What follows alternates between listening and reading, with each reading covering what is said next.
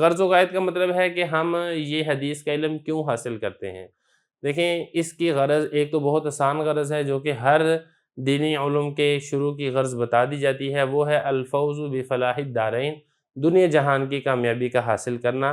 یہ تو ایک عمومی غرض ہے جو تمام دینی علوم پڑھنے سے، سیکھنے سے، سمجھنے سے حاصل ہوتی ہے، اور ایک خاص اس کی غرض و غایت اور بھی ہے کہ ہم علم حدیث اس لیے حاصل کرتے ہیں کہ نبی کریم صلی اللہ علیہ وسلم کی ہمیں دعا حاصل ہو جائے۔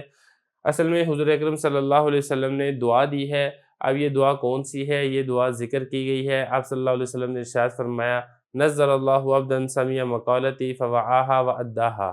یہ اسی طرح ایک اور حدیث کے اندر ہے کہ آپ صلی اللہ علیہ وسلم نے فرمایا کہ یا اللہ میرے خلفاء پر رحم کیجئے، تو آپ صلی اللہ علیہ وسلم سے پوچھا گیا کہ یا رسول اللہ من خلفاؤک، آپ کے خلفاء کون ہیں؟ تو آپ صلی اللہ علیہ وسلم نے آگے سے ارشاد فرمایا الذین یروون احادیثی، میرے خلفاء وہ ہیں جو کہ میری احادیث کو آگے روایت کرتے ہیں۔ تو یہ چونکہ ایک تمام ایک فضیلتیں حاصل ہوتی ہیں اس حدیث کے پڑھنے پڑھانے سے، سمجھنے سمجھانے سے، تو یہی اس احادیث کا غرض و غایت ہے کہ ہمیں وہ تمام فضیلتیں حاصل ہو جائے جو کہ نبی کریم صلی اللہ علیہ وسلم نے امت کو بشارت دی ہے۔ تو یہاں تک ہماری اس 4 چیزیں مکمل ہو گئی ہیں، لغوی، اصطلاحی، موضوع اور غرض و غایت۔